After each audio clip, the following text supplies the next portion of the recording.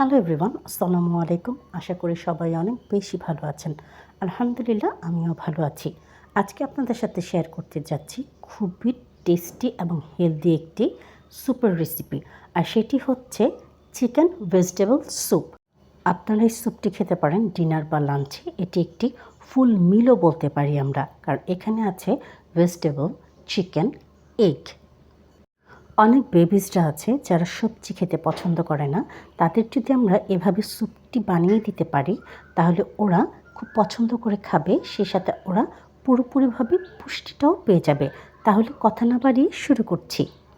এখানে আমি নিয়েছি একটি ডিম, সিদ্ধ করে রাখা চিকেন, বাটার, কর্নস্টার্চ, গাজর, ক্যাপসিকাম, আদা রসুন কুচি, পেঁয়াজ, কাঁচামরিচ কুচি আর কিছু মশলা। তাহলে শুরু করছি। একটি কড়াইতে প্রথমেই আমি দিয়ে দিচ্ছি 1 চা চামচ পরিমাণে তেল, আর তারই সাথে এখানে আমি দিয়ে দিয়েছি 1 চা চামচ পরিমাণে বাটার। বাটার মেল্ট হয়ে যাওয়ার পর এখানে আমি দিয়ে দিচ্ছি কুচি করে রাখা পেঁয়াজ। পেঁয়াজটা একটু ভেজে নিয়েই তার মধ্যে আমি দিয়ে দিব 1 চা চামচ পরিমাণে আদা ও রসুন কুচি।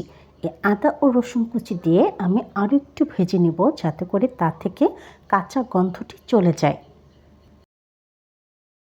Please subscribe to my channel and press the bell icon, তাহলে নোটিফিকেশনটি সবার আগে আপনার কাছেই যাবে আর ভিডিওটি সবার আগে আপনিই দেখতে পাবেন। রসুন কুচি দেওয়ার পরেও কিন্তু আমি ভেজে নিচ্ছি।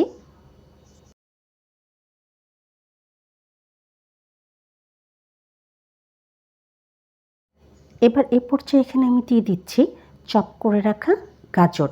গাজর দেওয়ার পরেও কিন্তু আমি খুব ভালো করে ভেজে নিচ্ছি, যাতে করে কাঁচা গন্ধ চলে যাচ্ছে। আর এখানে আমি অর্ধেকটি পরিমাণে গাজর চপ করে নিয়েছিলাম।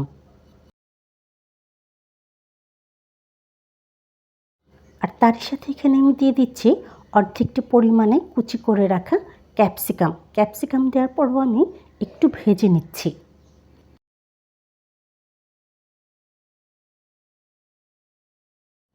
সবজিগুলো কিন্তু খুব ভালো করে ভাজা হয়ে গেছে, আপনারা দেখতে পাচ্ছেন।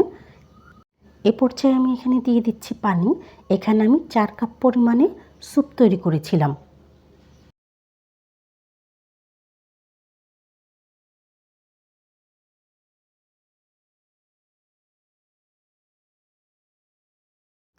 আপনারা দেখতেই পাচ্ছেন পানি কিন্তু খুব ভালো করে বয়েল চলে এসেছে।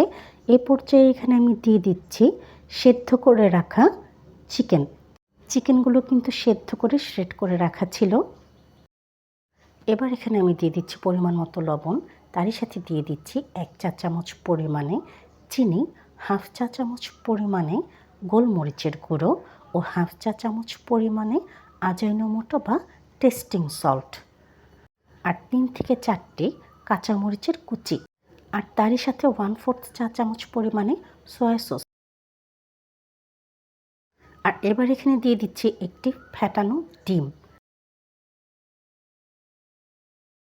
এবারে সব উপকরণগুলো খুব ভালো করে মিশিয়ে নিচ্ছি আর রান্না করে নেব, যাতে করে ডিমের গন্ধটা না থাকে। আপনারা চাইলে কিন্তু স্যুপটি এভাবেও খেতে পারেন কর্নস্টার্চ ইউজ না করে, কিন্তু এখানে আমি দিয়ে দিচ্ছি গলানো কর্নস্টার্চ, তাতে করে আপনার স্যুপটি ঠিক হবে। যেহেতু আমি একটু ঘন স্যুপ খেতে পছন্দ করি, তাই আমি সবসময় প্রেফার করি কর্নস্টার্চ ইউজ করতে। আমি এখানে 2 টেবিল চামচ পরিমাণে কর্নস্টার্চ ইউজ করেছি। এবার স্যুপের উপরের থেকে এই যে ঝাঁঝগুলি উঠছে, এগুলি আমি ক্লিন করে দিচ্ছি একটি হাতার সাহায্যে। এই ইমপিউরিটিসগুলো আমি ক্লিন করে দিচ্ছি, বা এই ঝাঁঝগুলোকে আমি ক্লিন করে দিচ্ছি, যাতে স্যুপের লুকটি দেখতে খারাপ না লাগে। Please to subscribe, like, comment, share more and more, তাতে করে আমি খুব বেশি মোটিভেট হয়ে যাই, আমার ভিডিও বানানোর আগ্রহ বেড়ে যায়, আর সেই ভিডিও আমি আপনাদের সাথে শেয়ারও করতে পারি। আপনারা দেখতেই পাচ্ছেন দর্শক, আমার স্যুপ কিন্তু রেডি হয়ে গেছে। এবার আমি আপনাদেরকে সার্ভ করে দেখাচ্ছি। স্যুপটি দেখতে যেমন সুন্দর, খেতেও আলহামদুলিল্লাহ খুবই টেস্টি। ভীষণ হেলদি এবং টেস্টি একটি স্যুপ। ছোট বড় সবাই খুবই পছন্দ করে খাবে। আপনারা একবারের জন্য হলেও অবশ্যই আমার এই স্যুপটি ট্রাই করে দেখবেন এবং অবশ্যই আমাকে ফিডব্যাক জানাবেন কমেন্টের মাধ্যমে।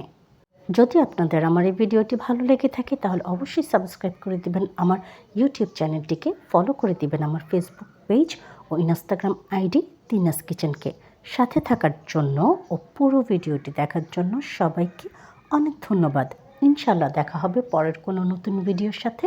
ততক্ষণ তিনাস কিচেনের সাথেই থাকুন, সাপোর্ট করুন তিনাস কিচেনকে। সবাইকে ধন্যবাদ।